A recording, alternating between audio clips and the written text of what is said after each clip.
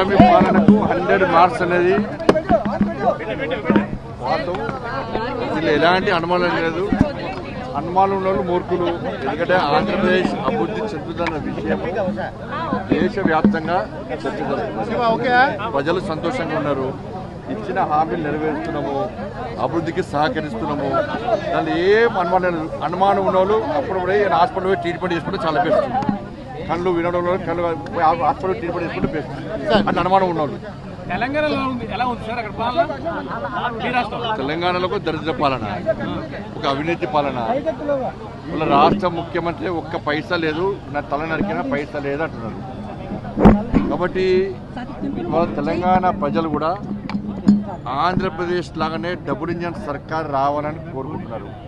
ఆంధ్రప్రదేశ్లో జరుగుతున్న అభివృద్ధి విషయంలో చూసిన తర్వాత మేము పొరపాటు చేసినాము, ఇటు వేయాల్సిన ఓటు అటేసినాము, కాబట్టి ఈ పొరపాటు మళ్ళీ జరగొద్దు అని చెప్పి ఎప్పుడు ఎన్నికలు వస్తాయరా అని చూస్తున్నారు. ఇప్పుడు ఎన్నికలు వచ్చినా కూడా భారతీయ జనతా పార్టీ ప్రభుత్వం స్వతహాగా తెలంగాణ రాష్ట్రంలో ఏర్పడబోతుంది. డబుల్ ఇంజన్ సర్కార్ వస్తుంది. తెలంగాణ రాష్ట్రాన్ని అభివృద్ధి పక్క చేసుకుంటాం. తెలంగాణలోని బీజేపీను బీఆర్ఎస్ ఒక కూటమి అంటున్నారు సార్. తెలంగాణ ఇప్పుడు 10 సంవత్సరాల నుంచి అంటున్నారు వాళ్ళు. బీజేపీ బీఆర్ఎస్ ఒకటి, బీజేపీ బీఆర్ఎస్ ఒకటి. ఇలా బీజేపీ బీఆర్ఎస్ కొడితే మేము వాళ్ళు కలిసి పోటీ చేసినాం ఎప్పుడైనా? బీఆర్ఎస్ కాంగ్రెస్ కలిసి పోటీ చేసింది. బీఆర్ఎస్ కాంగ్రెస్ కలిసి పోటీ చేసింది. మేము ఎప్పుడు బీఆర్ఎస్తో పోటీ చేయలే. ఇవాళగా రేవంత్ రెడ్డి గారు ముఖ్యమంత్రి కాకముందు ఏమన్నాడు? నేను ముఖ్యమంత్రి కాగానే మా ప్రభుత్వం రాగానే చూడు, నన్ను చూడు, నా అందం చూడు అన్నట్టు వెంటనే కేసీఆర్ అవినీతి బయట పెడతా జైలుకు పంపుతా అన్నాడు. ఫోన్ ట్యాప్ కేసు జైలుకు పంపినా. కాళేశ్వరం ఏమంటే సిబిఐ అంటాడు. సిబిఐకి ఏ రాష్ట్రం? నువ్వు జరిగిన వాస్తవ విషయాలు రాకుండా ఏదో తూతూ మంత్రంగా రాస్తే ఎంక్వైరీ చేస్తావా? ఫోన్ ట్యాపింగ్ జైలు పంపినావా? పంపలే. కాళేశ్వరం జైలు పంపినావా? పంపలే. డ్రగ్స్ కేసులో జైలు పంపినావా? పంపలే. ఫామ్ హౌస్ కేసులో జైలు పంపినావా? పంపలే. విద్యుత్ కొనుగోలుకి జైలు పంపినావా? పంపలే. కాబట్టి ఎవరు వాళ్ళు దోస్తాన్ని నువ్వు కొట్టినట్టు చేయి, నేను ఏడ్చినట్టు చేస్తా అన్నటువంటి చందనంగా ఇవాళ తెలంగాణ రాష్ట్రంలో కాంగ్రెస్ బీఆర్ఎస్ పార్టీ ప్రభుత్వం యొక్క వాళ్ళ 2 పార్టీల దోస్తాన కొనసాగుతున్నది. ఇది ప్రజలకు తెలుసు. అండర్స్టాండింగ్ లోపాయికారి ఒప్పందాలు, కాంప్రమైజ్ పాలిటిక్స్ తెలంగాణలో జరుగుతున్నాయి. ఇలా కాంగ్రెస్ పార్టీ ఏమంటుంది? బీజేపీ బీఆర్ఎస్ ఒకటి అంటుంది. బీఆర్ఎస్లో ఏమంటారు? బీజేపీ కాంగ్రెస్ కూడా అంటారు.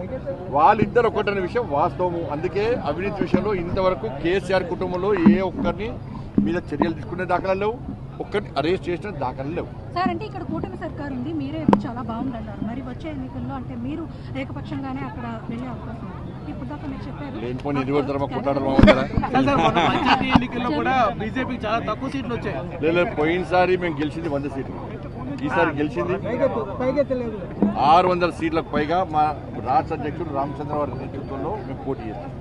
కాంగ్రెస్ పార్టీ అన్నది అధికారులు ఎవరు ఉంటారు గెలుస్తామని చెప్పండి. ఎవరిని గెలిచా గంప కింద కమ్ముకుంటున్నారు.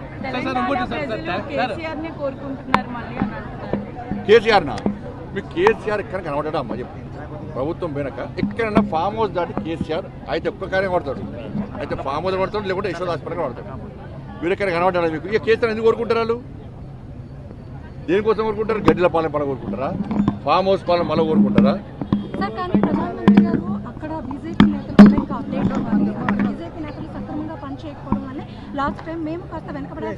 మీకు వచ్చిన ఇన్ఫర్మేషన్ ఆ లీక్ చేసిన వాళ్ళు తప్పు లీక్ చేసింది మీకు.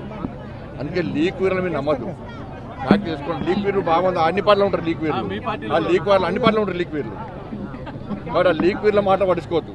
ఎందుకంటే లోపల నరేంద్ర మోడీ గారు ఒక ప్రధానమంత్రి వారు తెలంగాణలో కూడా సర్కారు వచ్చే అవకాశం ఉంది. కష్టపడి పనిచేయండి, ధైర్యంగా పనిచేయండి.